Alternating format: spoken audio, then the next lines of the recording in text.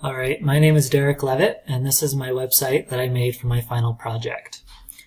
The first point I'm supposed to talk about is my target audience and how I created my website to stay focused on them. And so in my planning document, as you can see, my target audience was specifically people in my family, my cousins, my aunts, my uncles, all those who are interested in planning family reunions or just simply remembering the family reunions. And so this website was made to help us remember the reunions we've been on. And so this front page has a picture of our whole family and my grandparents. And then down here at the bottom, there's a slideshow going through the 5 different reunions that I focused on for this website. And so as you go through this website, each child page tells a couple of things that we did at the reunions, a map of where it was, and then lots of pictures. Again, a slideshow that shows us some of the fun times that we had. Another fun thing that I did, and this kind of is going into another point, is using JavaScript. What I did is I created this memories section of my website at the bottom of each child page. And these are all memories that members of my family gave me. And they are all organized on a JSON file that I am pulling this information from. And so as you read some of these memories, you can see some of the things that really stood out to the members of my family. And so that way, if the person looking at the website is trying to plan future reunions, they can look and see what stood out to the kids and the parents and my grandparents, to see what we liked and what we maybe should try to do again. All of my pages are valid HTML and CSS.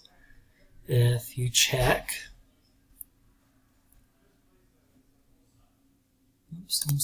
there we go. Validate local CSS. Congratulations, no errors. And if you do the HTML, I have no errors, but I do have this one warning saying that I should have a heading in one of my sections. But if you look at my page, the reason I didn't do that is the section that it's talking about is the slideshow. And I personally really don't feel like I need a title for the slideshow, and so I didn't put one in. The site is very simple to use. You just click the different pages and it pops it up. All the child pages are pretty well the same, just for different locations, as you can see. My website does change as the screen gets smaller. And so, as you see here, I made the screen smaller and everything shrinks down. The section up here of what we did in the maps, now instead of being in a row, is in a column. And the pictures shrink, so that way it fits the screen size. And the memories also change. The other big change when you change the screen size is if you look at the home page, the pictures of my grandma and grandpa are hidden when the screen size is smaller. The nav bar is also smaller, so that way it fits the screen better. And again, the picture is changed. My website does follow the PARC principles. For proximity, I have everything in a way that it is easy to read.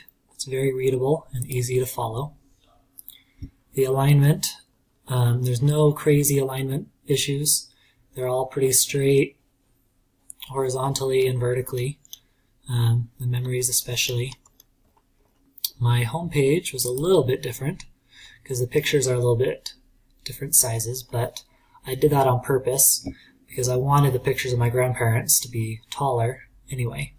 And the way I did it, I feel like looks really nice. As you've seen throughout the page, it's pretty repetitious.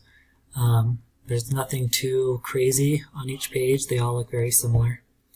The contrast, I tried to use colors that would stand out, and colors that were contrasting a little bit, but not too bad. So as you see, the black on the green, and the kind of aqua almost color on the darker blue.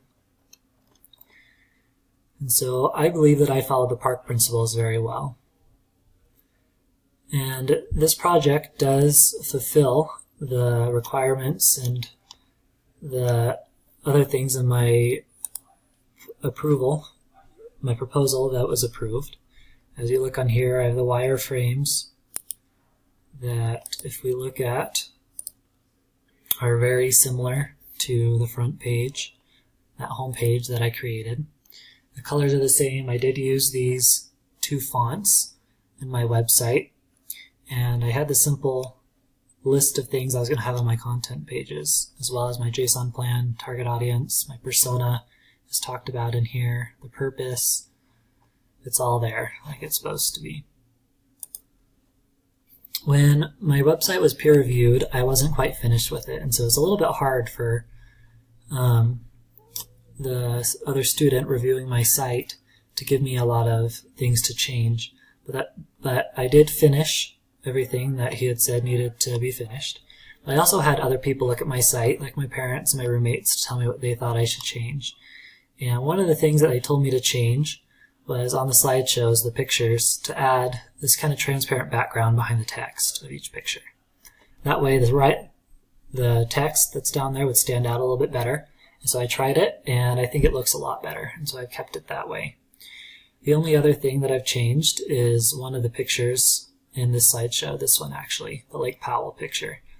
It didn't quite show the landscape very well before, but I felt that it was important to show that, and so did some of the people that reviewed my page. Everything else has stayed pretty well the same. The only other small thing I did is when I made the screens smaller, I had made the writing smaller in the memories, and I had a couple people tell me it made it hard to read, and so I made the writing go back up to the regular size. But that's pretty well my website. I hope you enjoy it, and thank you for listening.